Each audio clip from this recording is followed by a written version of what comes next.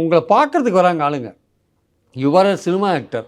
நீங்களும் அந்த லெவலில் தான் இருக்கீங்க. உங்கள் ரசிகர்களும் அந்த லெவலில் தான் இருக்காங்க. மேலே அவங்க அப்கிரேட் பண்ணுற மாதிரி தெரியல. ஸோ அவங்க இந்த விபத்து ஒன்று நடந்திருக்கு. விஜய் அவர்கள் பேசி முடிச்சுட்டு போகிறப்ப வண்டியை யாரும் பின்னாடி ஃபாலோ பண்ணாதீங்கன்னு சொல்லியுமே ஃபாலோ பண்ணியிருக்காங்க. இவருக்கு எஸ்கார்ட்டுக்கு வந்து சைடில் நின்றுட்டு இருந்த வண்டி மேலே பின்னாடி வந்த ஒரு வண்டி இடிச்சு விழுது. அந்த வண்டி விழுந்தனால பின்னாடி வந்த மொத்த வண்டியுமே விழுது. அதில் ஒரு சில பேர் வந்து பலத்த காயமடைஞ்சிருக்காங்க. நம்ம தகவலுமே வெளியாயிருக்கு.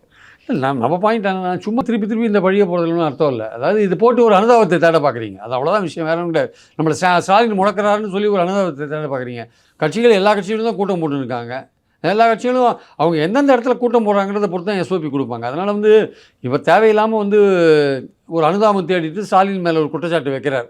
அது கரூர் சம்பவம் எல்லாத்தையும் நீங்கள் தான் காரணம். நல்லா ஒழுங்காக போய் இந்த விஷயத்தை நீங்கள் தானே கவுத்து விட்டீங்க. ஏன் கரூர் மீட்டிங்கை நீங்கள் ஒழுங்காக அரேஞ்ச் பண்ணிருக்க வேண்டியது தானே? ஏன் அரேஞ்ச் பண்ணல? அப்போ நீங்கள் அதை ஒழுங்காக பண்ணியிருந்தீங்கன்னா இந்த பிரச்சனைலாம் வருமா? உங்களால் 41 பேர் உயிர் போனால, இப்போ சேலத்தில் ஒருத்தர் இறந்து போனால, எப்படி இறந்து போனான்னு சொல்லுங்கள். அதுக்கு முன்னாடிலாம் இறந்து போயிருக்காங்க. அதெல்லாம் வெளியில் வரல ஆக்சுவலாக வந்து. அதனால் நீங்கள் வந்து உங்களை ஒரு நடிகர் நினச்சிட்டு பார்க்கறதுக்கு ஓடி வரான் சார் எல்லோரும். தள்ளுமுள்ள அப்போ நடக்க தான் செய்யும். அப்போ வந்து அதுக்கேற்ற ஸ்டாண்டிங் ஆப்ரேட்டிங் ப்ரொசீஜர் இப்படி தான் அவங்க பர்மிஷன் கொடுப்பாங்க.